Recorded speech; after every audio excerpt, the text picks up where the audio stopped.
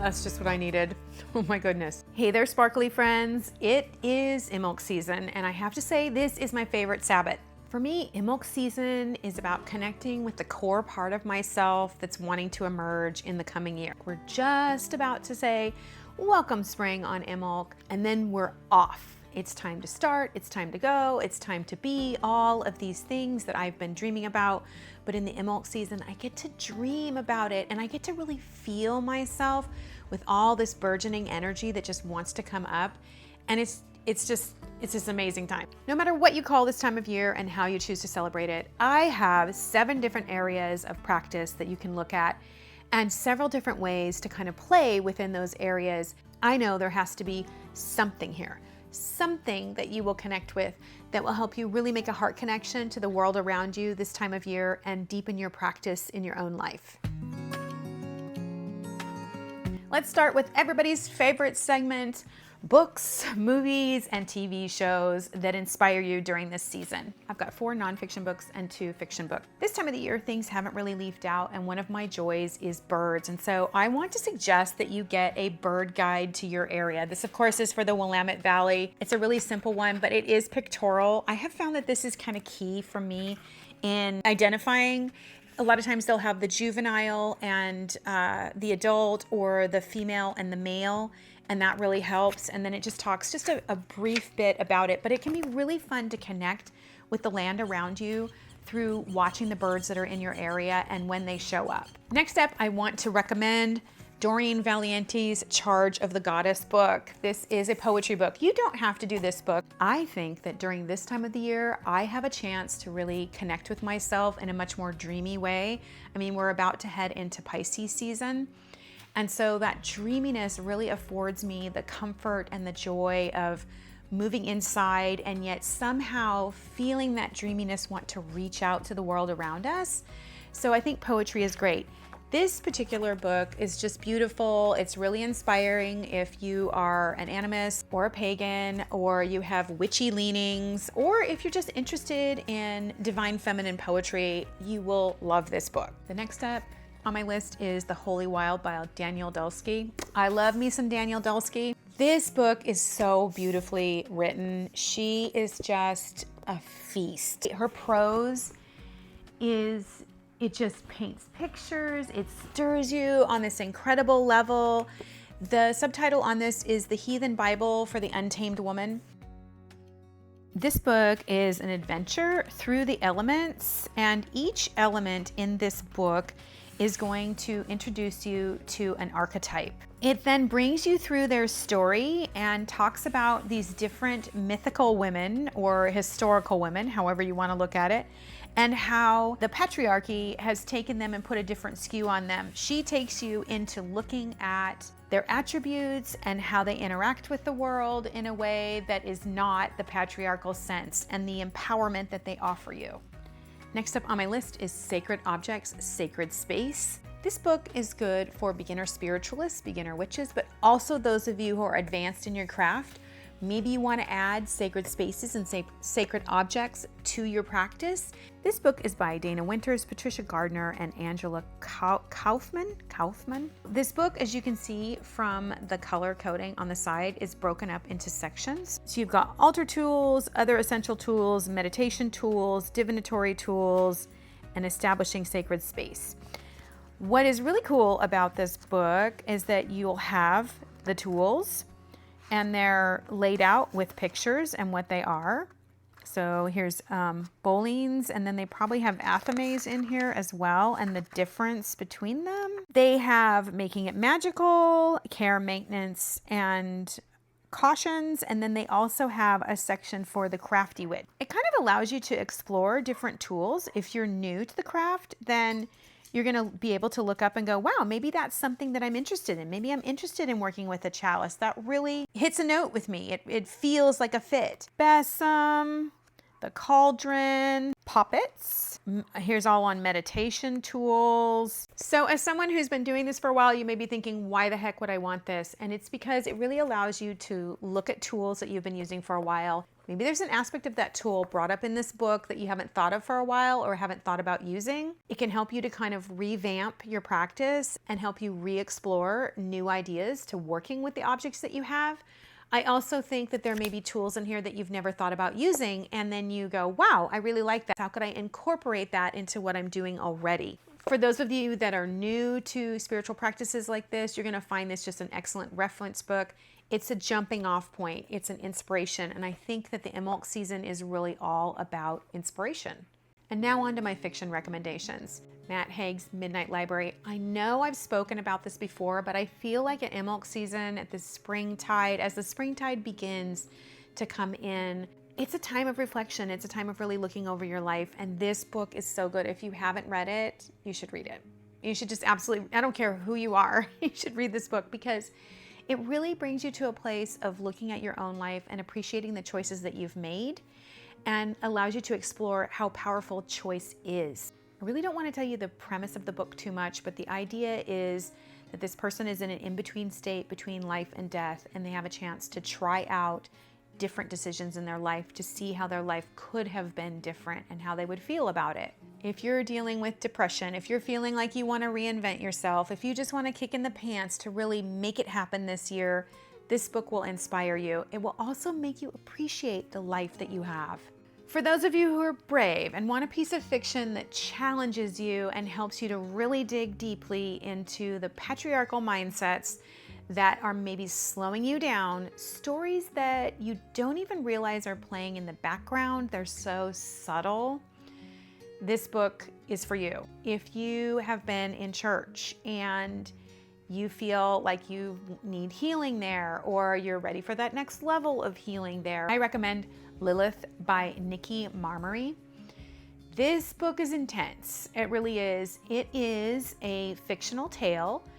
It is Lilith's perspective of the history of mankind. So Lilith was Adam's first wife. It starts out in the Garden of Eden and it evolves from there. And it is her story of trying to bring back the goddess to the world. This book, it really challenged me. I spent 5 years in church by choice, and I learned a lot about myself and about life and about spirituality. I plan on doing a video on that. I'm gonna call it How the Church Made Me a Better Witch. But I think that this is a beautiful way to look at the patriarchy and specifically Christianity. I feel that this book is very respectful. It is not a blaming book. Anyone can read this book and make connections to the ideologies that we currently embrace and where they come from. I'm not going to tell you that there won't be times that you won't be enraged, because there will, especially if you spent time in the church or grew up in the church. This could really push some buttons, but I found it cathartic. I found it really healing to read this book. I don't want to say any more because I don't want to ruin it, but Lilith by Nikki Marmory is really good, and it can be something during this time of introspection to really look at some things that maybe you want to just release, especially as we move into the age of Aquarius. Let's talk about movies for Imbolc Springtide. Any movie that dreams your personal power into manifestation is a great movie to watch during this time. Something that really lets you know, I am powerful and I want to be that, I think is really good. So these are my recommendations. First up on my list is Under a Tuscan Sun. I love this movie. Whenever I'm depressed, this is one of the movies that I watch.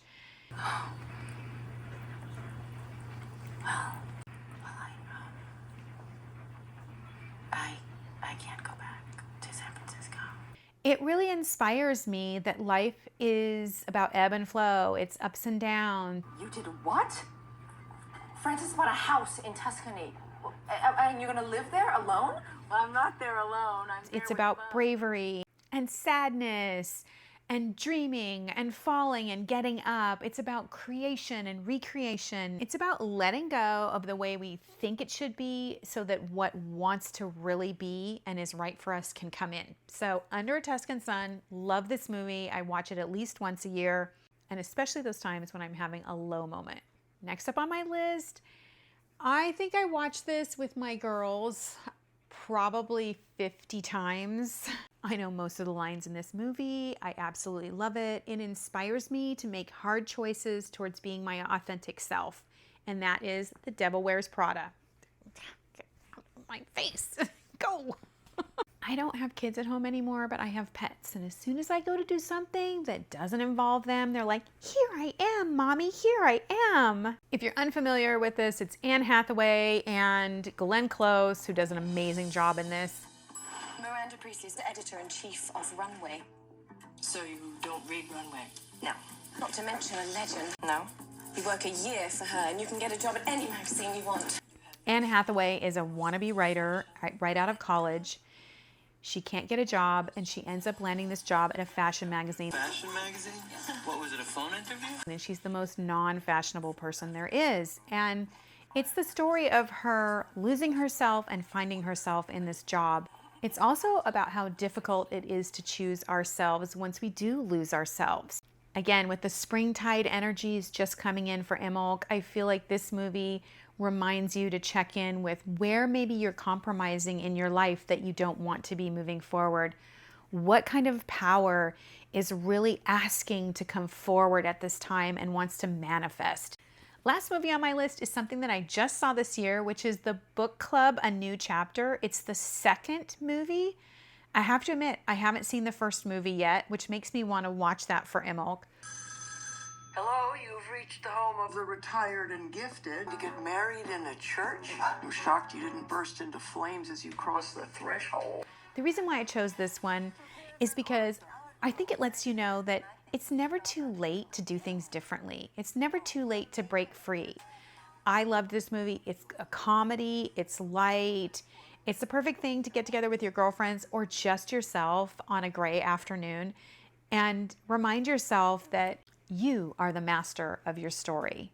Lastly, I wanted to give you a series to watch, and this is a series that I enjoy watching kind of from January on through like February. There's several seasons, so I don't know how I do it. It's a little bit of binge watching, honestly. It's Lark Rise to Candleford. From innocence to knowledge. I can read and I can count, and I was brought up with proper manners, which is more than can be said for some people in Candle. What I love about this series is that it's just so down to earth. It really makes me want to choose a simpler life. It just kind of brings me into my body and redefines what is important. It kind of highlights for me how important relationships are. Laura, I am decided to be beautiful. I'm glad to hear that being beautiful is something a girl can decide for herself. Each one is a little mini story. It's a very wholesome series, and that's one of the things I really enjoy about it. The main character is a postmistress who owns property and her own business, which is very rare in those times. And it's her life around the people that she employs and the townspeople. It's all the kerfuffles that they get into and the ways in which that they butt heads, but it always has like an uplifting message. And this is the series that always makes me want to sew clothes. As I begin watching this, it makes me want to get into crafting and sewing and doing simple things and bring my life into a phase of feeling simple and grounded. If you visited my other channel, Tarot and Witchery, then you know that I'm huge into cartomancy. And so every year I do this spread right here that I designed a couple years ago. This is in my free learning library, and you get access to that when you sign up for my newsletter. There are all sorts of other things in there, including a whole page on Imbolc crafts that might be interesting to you that I don't cover here, but in last year's video. This is a 6-card spread, and you can do it with tarot or with oracle, or a combination of both, which is the way that I like to do it. I find that this brings clarity about a hope that I'm wanting to kindle in the coming season and the fuel I need to give to that fire in order to really keep that going. If you're new to cartomancy, I just want to encourage you, this is not that hard. Just take your time, break out your journal, don't make it a thing or it won't happen, and just enjoy the process of doing a larger spread. I do want to recommend 2 oracle decks. If you're new to cartomancy, I think that you'll find these are easy readers, and they also are perfect for Imbolc season. First up is Sharon Blackie's Rooted Woman, and I have been working with this for a while. We're also reading Sharon Blackie's book, If Women Rose Rooted, in the book club this month. The artwork in this deck is stunning. It's by Hannah Willow, who is a favorite artist of mine. I love the softness of them, and the images are so evocative. This deck has 3 suits within it. It's got Places, Allies, and Journey. Sharon's explanations are really soulful, and I never walk away from this deck feeling like I didn't get an answer that went really deep. And then the Seasons of the Witch, Imbolc Oracle by Lorraine Anderson and Juliet Diaz. This is a whole series with all of the sabbaths. This is one of my favorite in the series. The book is highly informative with a little bit about the Wheel of the Year. It even gives you some spreads that you can use, and then it has explanations of each one of the cards, usually 2 pages in total. Some of the card explanations even have ritual or craft recommendations. This gorgeous blue foiling.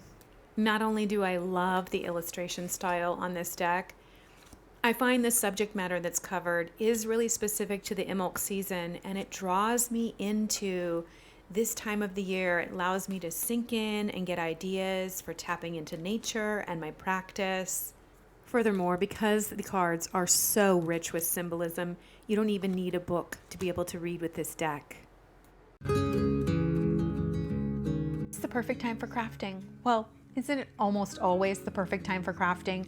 But these crafts in particular, I think, are perfect for this time of year. I just mentioned the first one, which is sewing. Getting into sewing, which is essentially not magic. I have a whole video that I talk about enchanting magical objects, and I talk about sewing magic in that video, and I'll put that up there, wherever they show up. I think it's a great time for any kind of not magic. I feel like for me, when I'm inside and feeling cozied up, that tying of knots really feels very natural. So any kind of knitting or crocheting as well, I think goes great with this season, and it allows you to kind of create something for the future, use up the last bits of those yarn, or finish that project that you never managed to get to.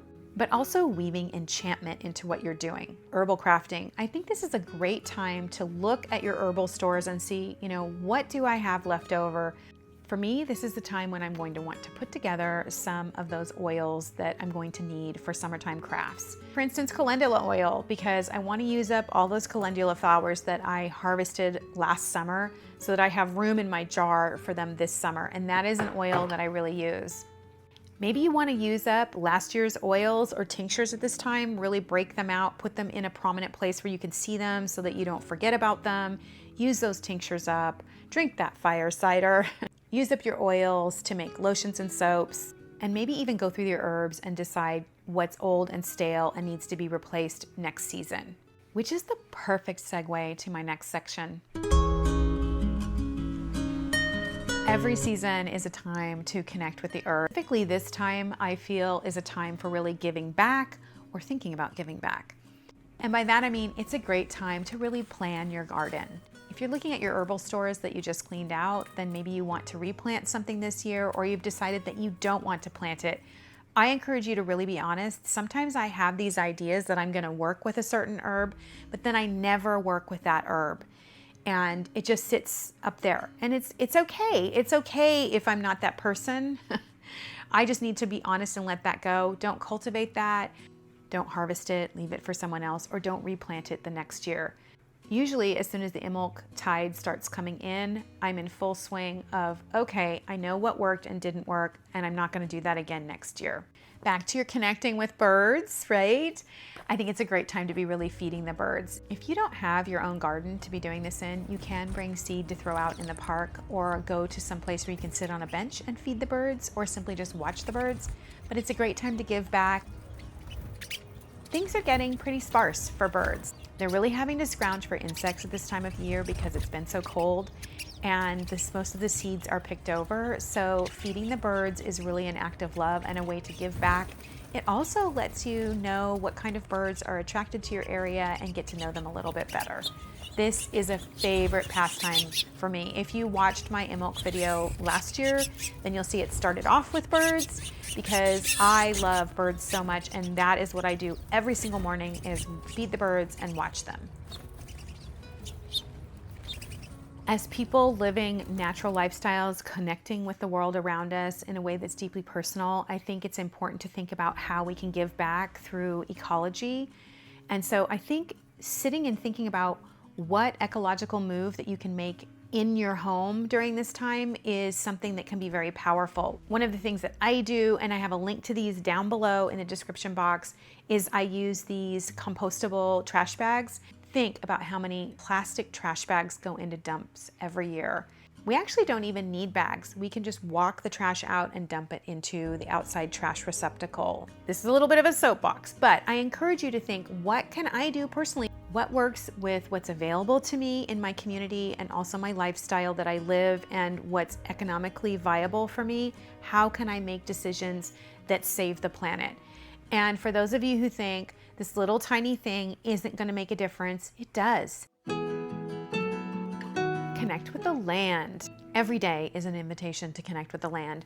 But this time of the year, one of the things that I think is really precious is to get out with the land and connect with it while there are no leaves on the trees. You can establish new relationships or deepen relationships with trees by understanding what they look like without their leaves, what their bark looks like in the winter, what kind of plants are growing around them, what kind of symbiotic relationship are they enjoying with the environment. Here's a quick exercise you can use to connect with trees or plants if you're interested. Find a tree that you're interested in getting to know and stand about 30 feet away from it. Of course, my dog is barking at nothing.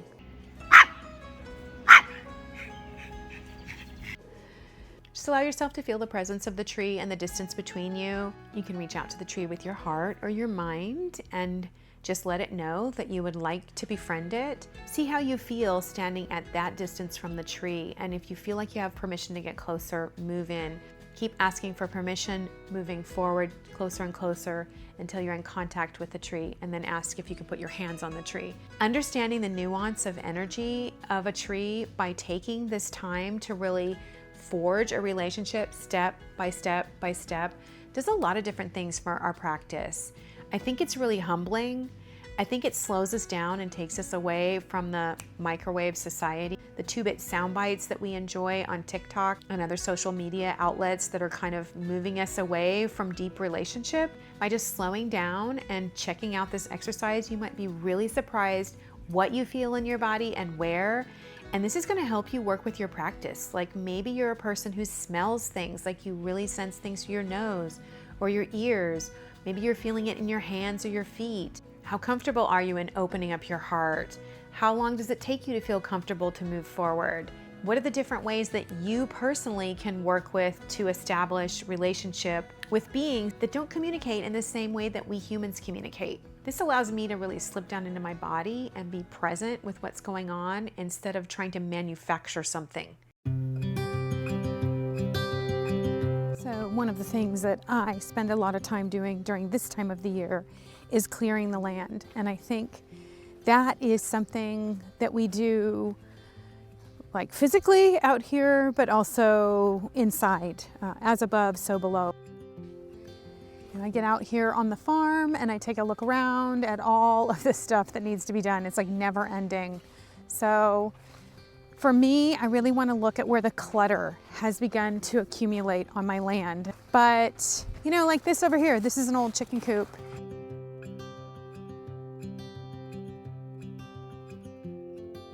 This old chicken coop over here, it was great, it was mobile, but we had a problem with the design and it sat here for years. Like I keep thinking I'll get back to it, but will I really? To me, it's really about being honest about what I am and am not gonna do and what is right for the longevity of the farm. And it should be the same way within our own personal lives. This chicken coop, it no longer serves me. It hasn't served me for years. And it's just ridiculous to keep holding on to it thinking that I'm gonna get to it someday, something's gonna happen with it. It's not. So being honest with myself about the things that are not only on the land, but in my home, I feel like when I allow stuff to build up out here on the farm around me, I feel like these are objects in the way of my flow, my magical flow, my mental flow, my emotional flow. It's just stuff in the way of feeling like I have unobstructed access to myself and my life. You can see here that the bees, like when someone dies, they remove that body from their home. They don't keep dead things in their homes. Why would you keep dead energy in your house, or on your land. And you know, this is hard. I totally get caught up in it. I've got a lot of tarot decks and I don't really use all of them. And you know, there are things that we hold on to for someday. I get the someday thing, but there's a point where that stuff is not being loved, it's not being utilized, and it's actually dampening the flow of energy in your home and in yourself. Like, you don't even realize that that clutter is clogging up your ability to really interact with the universe or even yourself and others in a healthy way.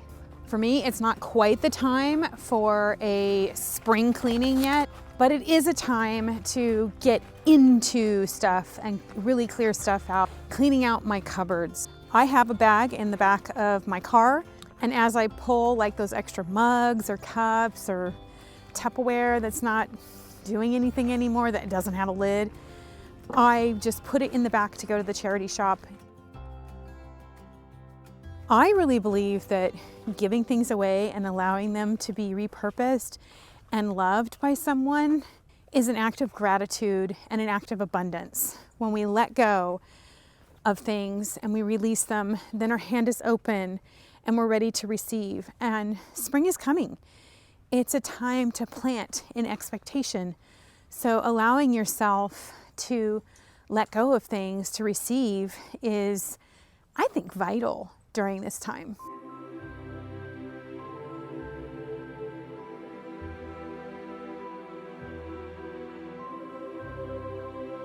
I think baking is just good for the soul.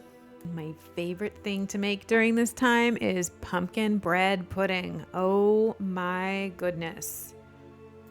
If you like pumpkin pie, then you should definitely try pumpkin bread pudding. This is my egg skelter. It's a really cool old-fashioned thing that we have on the farm. And I put my farm fresh eggs in it. They are not washed. You put your eggs in at the top and you take your eggs from the bottom so that the eggs you're using are always the oldest eggs. Fun fact, eggs that come right out of the chicken have a protective coating on them. The eggs you get in the store, that protective coating has been washed off and they have been sanitized. But the egg is actually sanitary. Nature's perfect plan, of course, is that the egg has a protective coating on it that keeps bacteria from getting inside so that as a chick grows, it does not get infected with anything. I will wash my eggs before I use them, using water that is hotter than the egg is to keep bacteria from traveling inside the egg before I use it. I never know how big my eggs are gonna be, so I measure by putting them in the pan, and I add 3 to use the yolks for later. Then I blend the eggs, the coconut cream, and spices until they're smooth with half the can of pumpkin.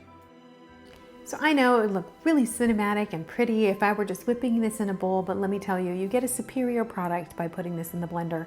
If you have one, I highly recommend it.